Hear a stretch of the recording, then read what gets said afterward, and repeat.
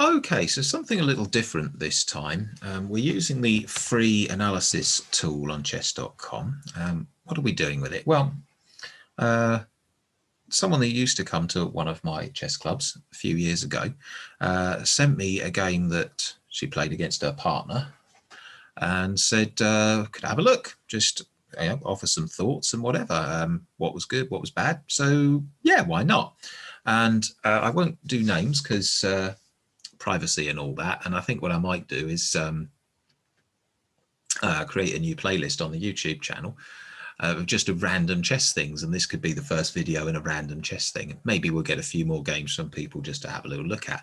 I'll definitely use the computer to help me just so I don't make any tactical blunders in the analysis, but just hopefully general comments on what's going on. I should be able to embellish what the computer says. But just for posterity, so this person knows that it's their game and they can prove to people that it's their game.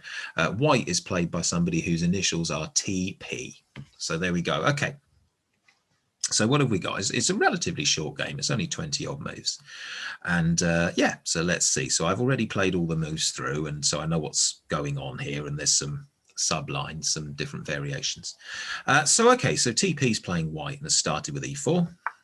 E5 from black, and D4. So nothing wrong with the center game, as this is called. It's quite an old-fashioned opening, just immediately challenging for the center, but nothing wrong with it at all. And you can see the computer analysis is just saying white still fractionally ahead. And absolutely nothing wrong with the center game other than that it's just not fashionable these days. And pawn takes pawn is fine. And now it's not the right move to play queen takes pawn because the queen will, from d4, will just become a target for black to use to develop his pieces. So queen takes d4, knight c6. The queen has to go wherever she's going to go, probably back to d1, maybe a4. But what that means is that black then has sort of gained a tempo against the white queen.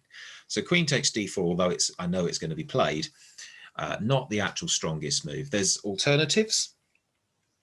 The various alternatives, knight to f3 is probably the strongest move. But other interesting ones are the Danish gambit, which is c3. So now what white is doing is saying to black, bring it on, take the pawn. And white can now play knight takes c3 with a huge lead in development at the expense of a pawn. Or if white feels really interesting, can ignore a second pawn, bishop c4, c takes b2, and now bishop takes b2. And white's lead in development is absolutely insane. But with best play, black can defend it. And you can look at the analysis here. White is 2 pawns down, so we should be looking for that to say -2, but it doesn't. And what that tells us is that there's quite a lot of compensation in this position in terms of the huge lead in development and these bishops already pointing at the black king. But black can defend it with best play, but it is quite entertaining to play the Danish gambit, and particularly the line where you sack both pawns is quite good fun. But anyway, we've gone queen d4, queen takes d4. It's not in any way hideous. It's just probably not the strongest move. And so the right thing for black to do here is just develop normally, probably knight c6, which gains time, as I said, against the white queen. The move that's played is c5. And again, it's not a disastrous blunder, but it's not the strongest. And basically why is because it leaves this d pawn quite backward and gives white, there's this hole here on d5 now that black can never put a pawn to defend. So yes, it's probably not the strongest move to play c5. I think knight c6 is better, possibly knight f6 maybe is okay. But it does have the advantage it forces white to do something with the queen, and white chooses to just go back to d1. Fine, there's other moves, queen e5, check, whatever, queen e3, but okay, queen d1, fine. And on we go. And now black plays knight c6, absolutely fine, we're developing. Bishop f4, absolutely fine, just developing. d6 is kind of making the point that this square is a bit of a weakness for black. But it's a perfectly good move now. It lets the other bishop out, it's fine. Bishop c4 again. Here we go. We're just pointing at this weak white square. Here it goes. And not unreasonably, black makes an attempt to challenge on these white squares. That's fine. And this is an interesting one. Knight a3. So rather than swapping the bishop, so if bishop takes bishop, f pawn takes bishop, and suddenly black's got a pawn protecting d5 again. So white chooses to play knight to a3. But actually the computer isn't a big fan of that and wants to just put a piece on this square. The computer thinks bishop d5. So it's just this weak square that we want to take advantage of. So knight a3 is played. Okay, fine. And queen a5 is played. The computer, not a huge fan of queen a5. Really is wanting just developing moves. Knight f6, queen e7. I'm not totally sure why queen e7, because it's in the way, but I'm sure there's a reason for it. But queen a5 is played, and several ways to block the check here. c3 is probably the natural one, because it's just very much is in this sort of position, is to play c3. Bishop d2 is okay. It's going to gain time against the queen that will then either have to move, or maybe black can play knight a4, but yeah. So bishop d2 is okay as well. I think queen d2 is, again, it's not a disaster. It's just probably not the strongest way to do it. And knight to f6 is played. Black doesn't swap queens. White does. Queen takes and knight takes is basically forced. And you can see the analysis here is still pretty level. Bishop takes pawn, f takes e6. So we've now got this square for black that is no longer weak, but white then hits on a really good move next, and that's good. As far as I can tell from a quick analysis, it pretty much forces black to accept an isolated pawn here on e6. So an isolated pawn, one that won't have a friend next to it. And I think from memory the best move for black's probably not to just take it, but is to centralize the knights first. So you play knight to d5. I think actually we had this, yeah, this was actually saved in this. So knight d5 is attacking the bishop and centralizing the knight, which is lovely. The bishop will have to do something, it'll have to retreat because that still guards the pawn. And now, if black's going to have to take the pawn, do it now, because after bishop takes, we then bring the other knight back to the middle of the board at the expense of time against the bishop. So it's just a slightly better move order for black. So very similar to the game, but now these two knights are in nice positions instead of this one being stuck on a5. But black chooses to, I'm sorry, I'll go from there, chooses to take the pawn straight away. It's okay. It's again, the analysis still says it's no great disaster. It's fine. And what do we get? Develop the bishop's good. Castles, never a bad thing. Develop a piece is fine.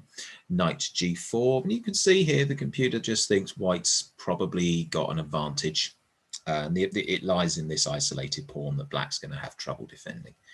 It's a decent move, forking the bishop and the pawn. White finds the right answer. Bring the bishop back to do the defending.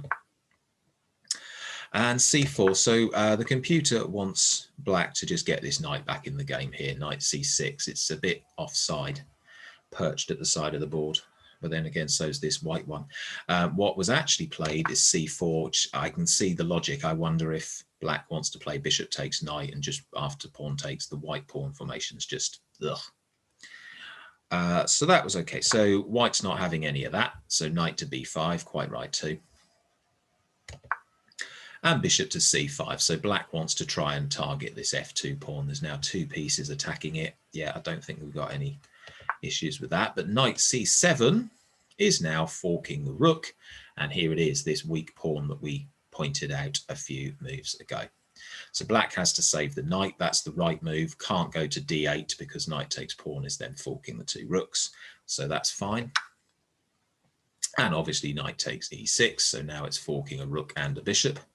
So black has to do something with that rook. Absolutely fine. And I must admit, I think I'd be inclined to play knight takes c5 there, and that's what happens. Was nothing better, was there? Knight takes c5 is good, rook takes c5 is forced. Absolutely, white's quite right to put the rooks in the middle of the board, challenge for these open files.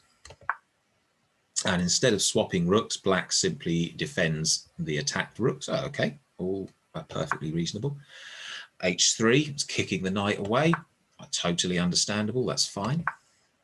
And then bishop d6, I don't say there's anything wrong with this. I just couldn't quite see at the time what white was up to with it. I can only guess that the plan is to come to b4, which happened in the game, and then to c3, which happened in the game. So if that was the plan, to get the bishop relocated here to point at the black king, then yeah, perfectly reasonable. The computer just wants to put the pieces in the middle of the board, wants to play bishop e5. But I think, yeah, bishop d6, okay, I can see the plan. Knight to e4, so we're back to trying to get hold of this pawn.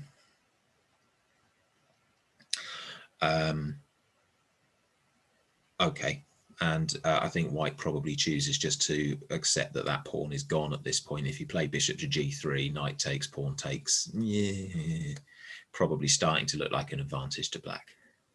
So white instead plays bishop b4, and I understand why. Attack the knight. Instead of defending this pawn, we're attacking the knight. Totally understand that.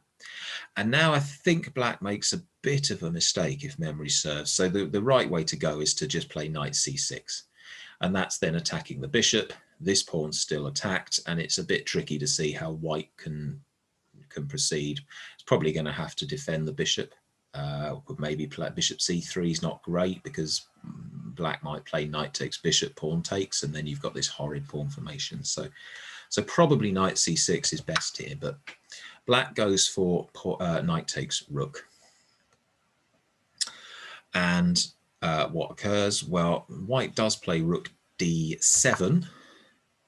So I still think the plan from white is probably to target this pawn here, and it's fine. White's 2.5 pawns ahead.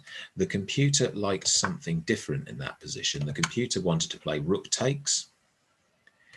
Obviously, black would have to recapture, and then rook e1. And just watch the tactic that's going on here. This knight, remember, is still threatened, and now so's this rook. And if rook takes rook, bishop takes rook, and now suddenly the white bishop is attacking both knights, and they can't be saved. Only one of them can be saved. So that would have been a tactical win for white. But okay, rook d7 is clearly not awful, because still 2.5 pawns in the lead, so fine. Knight to c6 is played, quite understandably. The bishop comes back to bishop to c3. So I think that was probably the big idea in the first place, was to target g7. So fine. Knight to e4. Now this turns out to be a bit of a tactical mistake, but white doesn't quite find the right way to do it. So rook g7 is absolutely right. It's the best move. And what black should do here is play king to f8. But after king to f8, rook takes pawn. It's just becoming too much. The king's really exposed. White's a couple of pawns up. So king f8 is still the best try here. But what actually happens is king to h8. And this one walks into a tactical trap that looks a little bit like the famous windmill tactic. So anyone that doesn't know what the windmill tactic is should definitely look it up, or possibly watch my video on discovered checks. And what should happen here, the right move, is now to play rook takes e4. Now that's the first thing that's got rid of, is the knight is no longer attacking the bishop. Okay, so that's going to make this discovered check in a minute very deadly. Black's got to do something here. You can't just move the rook out the way, because this check is just going to be brutal when this rook moves. So rook takes e4, understandable. But now white can move the rook on g7 to wherever he wants. In this case, she wants. Apologies. It's so weird that chess books always used to traditionally just assume chess players were he. And I've said before, it really annoys me, because there's no reason at all why girls can't play chess as well as or better than the guys. Just ask Judith Polgar or Beth Harmon. But anyway, yes, so what should be played here is rook to c7. And why? Well, that's uncovered the check from the bishop. Black has to deal with the getting out of check, and now rook takes c8. And we can see white has just got a clear bishop and pawn advantage, and that's pretty much going to end the game. It's not immediately 14 pawns up, but deep off into the distance of the analysis here, the computer's done about 20 moves. So that would absolutely have won the game. But the white move that's played isn't totally awful by any stretch, because it's still got white nearly 2 pawns ahead. Rook to g4, check. The difference this time, of course, is that the knight is on the board and can take the bishop. So pawn takes. Back is pretty much forced. b5 is okay. And we can still see white's got the better position, no doubt about it.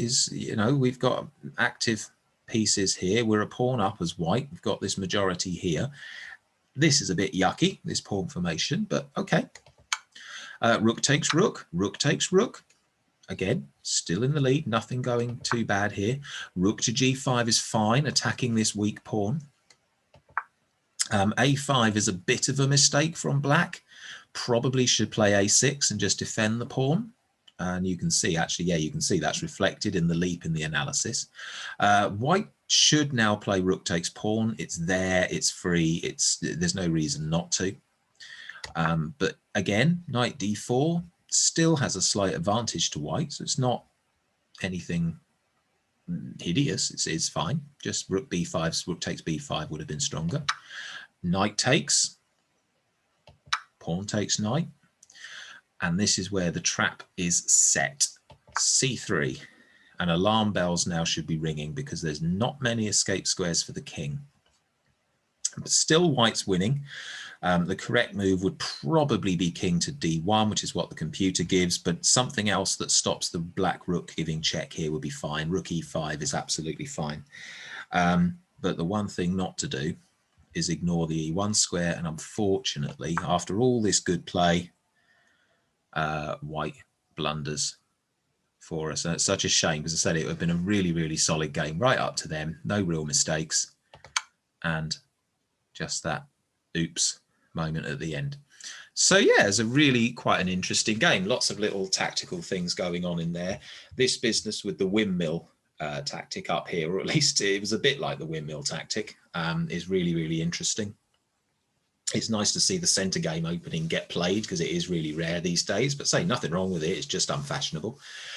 It's not just not white's strongest, which is why it's not fashionable, but it's not bad. It's just not the strongest.